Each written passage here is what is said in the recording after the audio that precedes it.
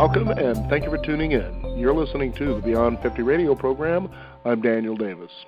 On the program today, we have a special treat for you, celebrating Black History Month. Our guest joining us will be Anna Wilding, and she'll be sharing her contributions as well as her experience with the Obama White House collection, which is a wonderful experience where she has been a personal photographer for both Barack and Michelle Obama, and many of her images reflect the hope and dignity we all care for in the highest office of the land. I'd like to welcome to the Beyond 50 radio program today our guest, Anna Wilding. Anna, thank you for being on the program today. Thank you very much, Daniel. Happy to be here. Now, your work is extensive as far as filmmaking and still photography. How did you get involved and become, excited about that kind of work?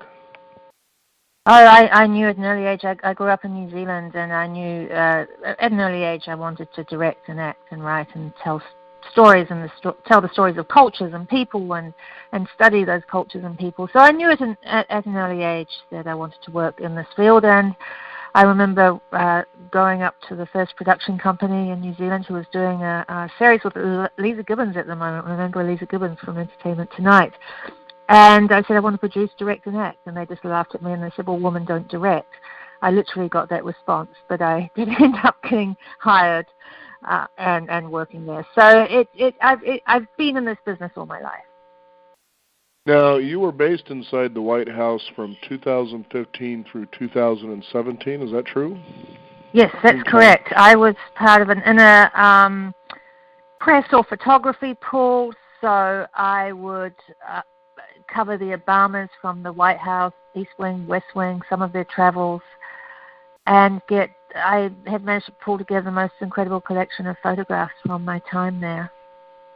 You know, what's really amazing is sometimes when I watch like American Experience, and especially when they have programs that are detailing either a presidency or the White House itself, is how those images actually look. They really stand out and they seem to be alive, and I always kind of wonder, how is it that people who seem to take those kind of photographs are able to capture stuff like that? Well, for a start, there's very few of us. So how it works is there's really only 2 or 3 people there on a daily basis, plus there is the official White House photographer who was hired by the Obamas. In this case, his name was Pete Souza, and he's the one with the 2 books out. Then there were about 3 or 4 of us who photographed the Obamas on a daily basis. And then if there's a large-scale event like the Easter roll or a concert, then they'll invite more press in. Then you get sort of more media at those events. But there's a small, clear, sort of precise pool of people who are capturing those images. And I think, for a start, everyone is good at what they do. Everyone is technically at the top of their game at what they do. We know how to tell a story and communicate the world in which we are inhabiting. Now, some do hardcore news-style photography. I was first there as a filmmaker, actually. I was intending to make a film, and I realized that the Obamas were quite overexposed in film, so I picked up my old profession, which was photography, and instead decided to tell their story through pictures. So my photos are a bit more emotive than some of the hardcore news journalism you might see coming out of the Oval Office, because I'm shooting through the lens of a filmmaker and a storyteller. So I am looking at the humanity in each picture, because that is what I do, and that's what I'm known for, is finding the humanity within people and bringing out the best in people, or telling the story of that moment through that humanity at the moment. So there's a slightly subtle differences between all our work. And when I say all, it's really only a handful of people. I mean, you had someone from Getty Images, you have someone from Reuters, there was me, there was Pete Souza, who was the official White House hiree, and there was 1 or 2 others occasionally. So it's a very, very small pool, very, very small group. Now, when it comes to capturing, you certainly are probably you're definitely connecting with both Michelle and Barack Obama and the family itself as well. So you're kind of in that intimate little circle from time to time, aren't you? Well, we didn't have access, and I didn't have access to their private residence, nor would I ask for that.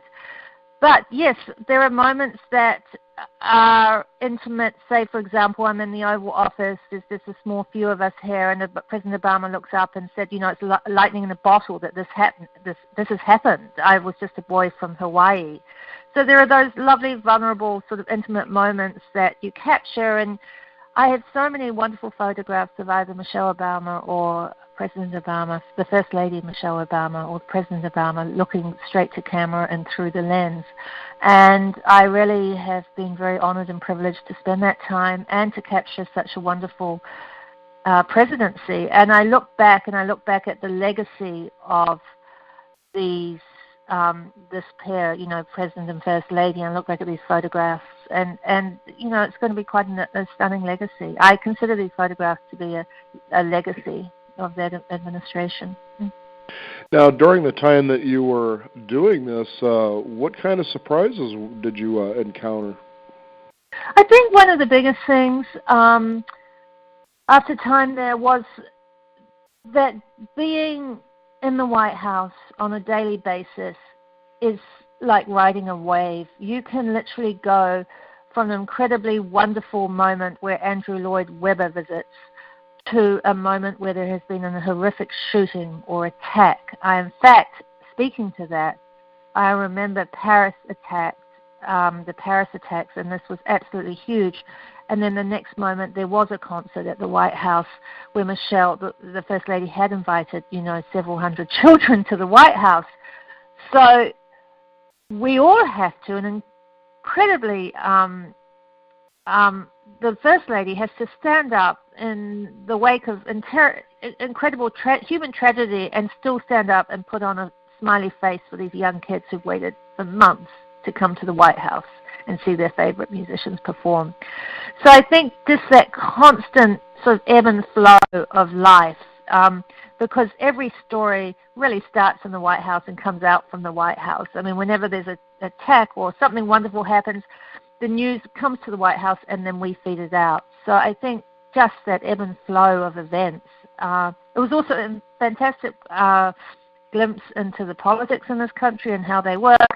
And also, I found interesting was how unimportant Hollywood is, really. I hate to say that, but my background is Hollywood. But 10 or 20 years. Yeah, I noticed your film work as well. But yeah. When you say Hollywood is pretty unimportant, tell us about that. Because it's kind of funny. I was actually just talking with I think it was an English couple not too long ago, and we got into talking about celebrity, and the difference between how it is here in America and how it is in England, Britain and so forth. They said, we don't exalt our celebrities. To us, they're just people doing a job, but you guys are fanatical about it over here. What's up with that? I said, I agree with you. Once you've been in media, it's like these people aren't really that significant anymore. Right. So exactly. So I mean, America does hold up its media, its Hollywood celebrities like they're royalty. But the fact is, when you're in an environment about the White House, it means nothing. It means absolutely nothing. You're too busy dealing with day-to-day life that's very, very important crises. And I think coming out of Hollywood, which has always been so self-important and self-ingratiating, to actually... And I've always struggled with that in Hollywood myself because I'm kind of down to earth and more focused. I ran a charity. I've just been more focused on other things. And to go into the White House and you realize how insignificant Hollywood is. And I hate to say that. I mean, Hollywood and filmmaking has a beautiful, beautiful place in pop culture. It cheers us up when we are down. It tells the stories of humanity, and they are important. But the way in which Hollywood carries on with its self-importance is really not, it's just insignificant when you're in D.C. in the White House. I mean, I feel like I was in service, even though I wasn't technically, but I came out of this very self-ingratiating environment that is the Hollywood film industry. And you also see how misguided Hollywood is, right, sometimes. Mm-hmm. You see, I hate to say it, but you do see celebrities stand up and go, oh, I want this, this, and this, rather than actually find a constructive and a non-self-centered path of getting there, which is putting the hard work in, which is putting the paperwork in, which is going to D.C. It's not just going to D.C. and turning up to a Congress meeting. It's actually making a difference on the ground. I mean, I spent 18 months at the White House to come up with this collection. I didn't just walk into the White House and take one photo for Vogue, right? I spent 18 months every day doing the hard graft. And there's people at the White House who spent every day for 10 years or 20 years doing that. So when you frame one's contribution in that sense, Hollywood, I think when you compare it to doctors, lawyers, or a whole host of people around the world doing incredible work, I really think it's a little bit self-important. And, you know, in Hollywood, people used to say, oh, it's just like D.C. No, it's nothing like D.C. You have in D.C. a city full of people who have basically, in the best instance, come there to serve and come there to serve the country. In Hollywood, you have a group of people who have come there to serve themselves and to be film stars. Right, exactly. You know, that's a pretty amazing contrast. So it must have felt much more alive for you being in an environment like that, wasn't it? It was much more alive for me. It suited my nature very, very well to be able to debate the issues. Every question that you put to the White House press office or the president, when we see that happening in the briefing room, can change the course or make things better or enlighten people. Every question you put to a positive presidency can give that president pause to reflect. Because it is through that room that they can see the temperament of the American people at that time. So if a president is good and listening, he can tell by the questions coming to him what is on the people's minds, if he's listening. Now, as you put together your photographs for display, were they shown? I've been on your website and I've seen one or two there, but how do you go about setting up the gallery? You know, I'm sure you took a lot of photos, and it's probably been really challenging on which ones to choose. It's been really challenging, and this is my first solo exhibit, and so it's my first gallery show. And again, my background is film, except I started as a still photographer, but this is my first exhibit. I mean, I think it's kind of funny. My first exhibit is President of the United States, isn't it? Absolutely. Okay. It has been a very challenging time. For a start, it's not easy to get into galleries. So galleries have to want you and believe in your work, and that's just not the creative style of work. They have to believe and have true faith in your capabilities, your technical capabilities as well. So once you have a gallery that wants you, you then work with them to create the show. So one thing to my little advantage is that I have a low shooting ratio. I came from the old school world of photography where you had, a print film and you only had 35 frames or 34 frames to get the shot. So I don't have what's called a high shooting ratio. Whereas a news journalist might sit there and take, 1,000 pictures of Obama just standing there. I'll wait until I have my moments that I know that I want to capture. So I might just have 10 photos or 5 photos. So that means my body of work through which to choose or create an exhibition is slightly less photos than a news journalist would have. In fact, it's far less because I've crafted each photo individually. So that has helped a lot.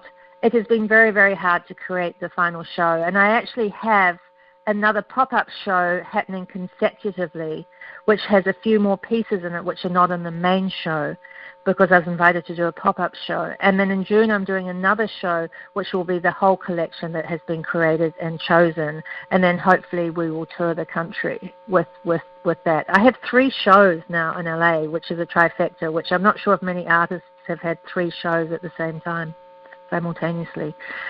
So I think that's great. There's public demand. Absolutely. So that's good. Yeah. So it's been very finicky. So, and then of course you have to print them in the way that you get the best out of each photograph and mat and frame. You have to choose all your. It's actually been a lot of work. It's been a few months' work, which is as long as it takes to make a film. Ironically enough, so it's no less work than making a film. Put it that way. Mm. Now, what was some of the most exciting times that you remember when it came to doing these? Were surprises, and it's sort of like that moment you capture that right shot and you didn't expect it. Right. Well, of course, the most surprising moment was being there in the first place. I was literally 1 month looking through the White House walls going, gosh, it must be incredible to be in there. And then, of course, 1 month later, I was in there. So that first day was absolutely incredible to me. And I certainly did not expect to meet the president that day. I ended up on the White House front lawn. Marine One landed 20 feet in front of me, which I also was not expecting. There was only, I think, a CBS and ABC news person there and myself. And President Obama did one thing that he had only done once in his entire tenure, and that was he disembarked Marine One and he came over to us. And he came over to us to talk about how grateful he was for the Secret Service, if I recall correctly. And so it's my first day there, the sun setting. I've just watched this magnificent bird, Marine One, landing, which I never get sick of watching. Those pilots are incredible. And he comes over and he's literally standing 2 feet in front of me, the President of the United States. And I did manage to get the shot. And I always look back at those shots with very, very fond memories because it was my first day there. And so that was probably the most exciting of all for me. I am also marked by I think, there's a lot of joy. There was a lot of joy in that White House. And Andre Day, the singer, the song Rise Up, the day Andre Day came in and sang the song Rise Up was truly incredible. And I don't know if I would urge listeners to listen to that song Rise Up. It's an incredibly powerful, spellbinding moment. And we knew it was going to be a hit from the moment that she sang that in the White House. And it's been a song that's been used for countless events of national significance since. And Andrew Lloyd Webber being there was incredible. Medals of Freedom, we have Robert De Niro and Robert Redford and Cicely Tyson and Ellen DeGeneres, and just everyone there was just incredible. A lot of joy in that particular administration. Everyone was very keen to come to the White House. Peyton Manning, one of my favorite photos is Peyton Manning and Barack Obama when the Denver Broncos won the Super Bowl. There was a lot of joy in that White House, and also a lot of understanding of the pain of the human spirit too. So the Obamas were certainly there in every way when tragedy struck, either in this nation or overseas. And a very poignant administration, I think.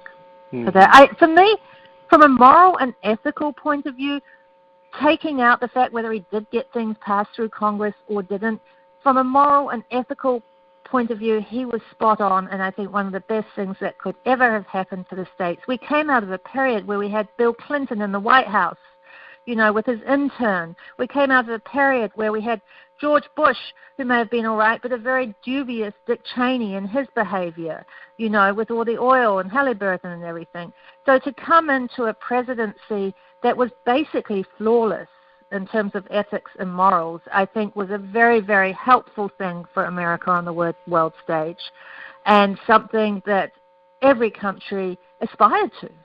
It was like America 20 or 30, 40 years ago, where America suddenly did lead the way morally and ethically again. And I think that's something that I really hope we find our way back to, that America finds its way back to. Well, one thing America has been is the rebound country. We seem to like big trouble. Sometimes we like to get ourselves in it just so we can come out of it okay, kind of a thing. So. Exactly. I mean, I'm a citizen now. I'm very grateful to be a citizen. And I first came here 30 years ago. I've only become a citizen recently. I was a legal immigrant, not illegal, a legal immigrant for all that time. And it's just been amazing for me. I first came here when I was 20 to see all the changes and those rebounds and those fluxes and those rises and those valleys of America. And that's what makes America great. I also think what makes America great is this 2-term limit. I'm from a country that doesn't have a term limit. And, it's very dangerous for a country to be in a position where a dictatorship or an authoritarian regime could actually stay in power for more than 8 years and do 12 or 16 years or something like that. So I think there's things about the American system that work flawlessly, and one is the two-term limit. Yeah. Well, it's like any system that's been created by a human being. You can't expect for it to work flawless, but what you can expect is the possibility that it can work well. And if you can at least have that possibility, in your heart and your mind, moving forward certainly seems a lot easier. And it sounds like as you were directly, right there up close and personal, that's what you got the opportunity to witness. I did get to witness, I think, a very significant presidency. People look at my photos sometimes and they cry because the pregnancy. Look, I've got pregnancy on my brain. I'm not pregnant. The presidency was, I think, special and unique to America for its time. I guess every presidency is, right? I guess you could say that about the current one too, but I think the other one was a particularly positive presidency. Yeah. So tell me, with the gallery that you have displaying these photos, how many photos do you think you might have taken altogether to reduce it down to how many that are going to be displayed? Because I know for a lot of people, that's probably the most challenging thing because you love them all, but you can only have so many. I love them all, and there's ones in there I wish I could put in, and I just can't. It was a very poignant moment, the morning in the Rose Garden after the election in 2017. And Vice President Joe Biden and President Barack Obama came out of the Oval Office with big grins on their faces. They were like two mischievous cats or dogs. And their faces to me said, "We've done it, Joe. America's elected. We're done. We're free to go.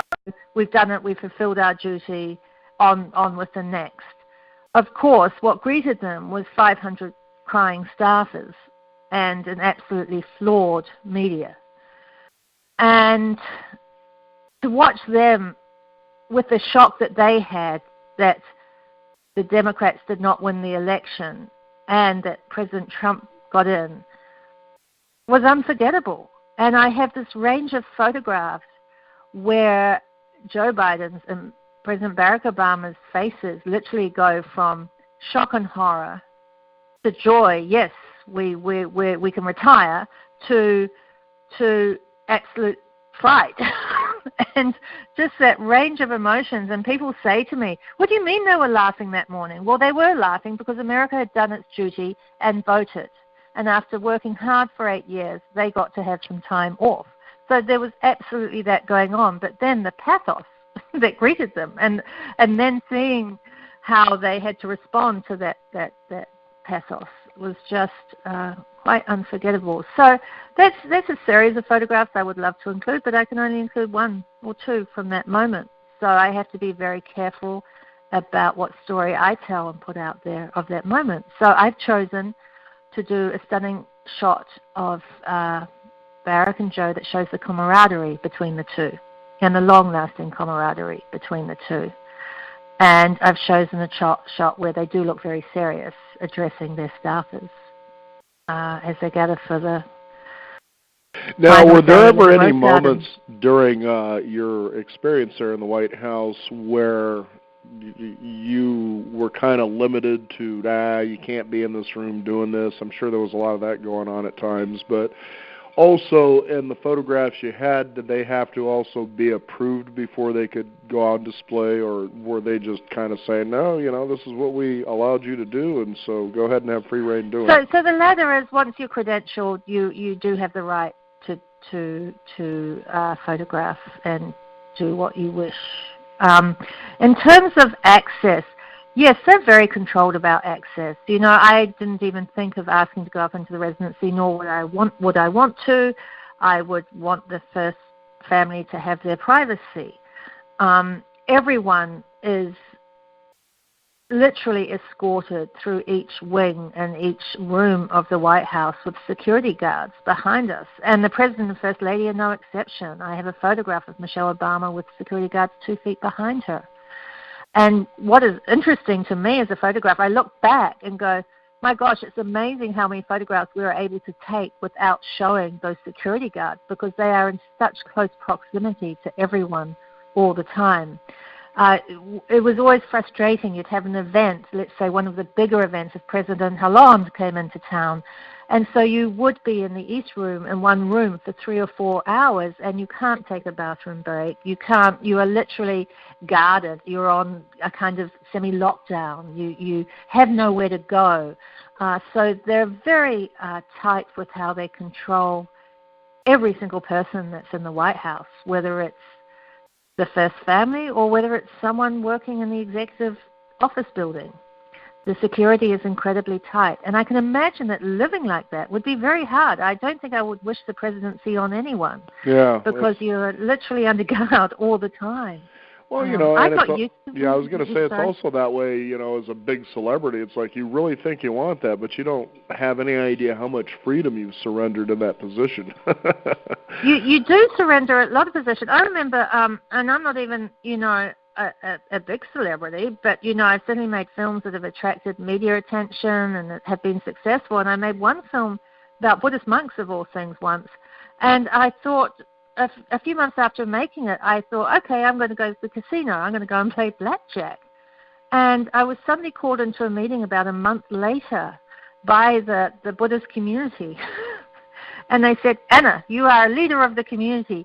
You cannot be seen in the casino playing blackjack. Ah. So this is a small instance of it. But, yes, people do lose their privacy, and the Obamas have completely lost any sense of privacy they're ever going to have, and any presidency does. And you sort of understand George Bush retreating to his ranch in Texas because it's private, right? And the first family is remaining in Washington because of Sasha, because of the daughter, and that's great for a couple of years. But I'm sure they would partly like to have a bit more privacy at this point, I'm sure. Well, and it's certainly been a pleasure to have you on the program, and I'm wondering, is there a website people can find out, where they can maybe see some of your photos, or at least where the gallery and when that's going to be showing? Sure. AnnaWilding.world is where we are listing the shows, and the gallery website for this one is perfectexposuregallery.com. Collectors are beginning to collect my work, and on the 17th of February, for those who are not in Los Angeles, who cannot come to the opening or see the show during the month, the works will be available on that website, perfectexposuregallery.com. We have another show opening up in June. My social media is Anna Wilding Original, and we hope to be touring to New York and other parts of the country as well.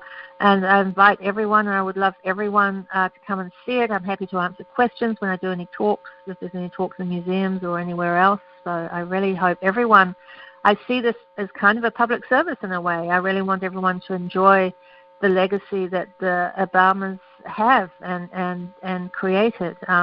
My work is beautiful, but it's only as good as the subject, Right. And I have an ability to capture certain moments, but the subject has to be good to start with, and this was an excellent subject.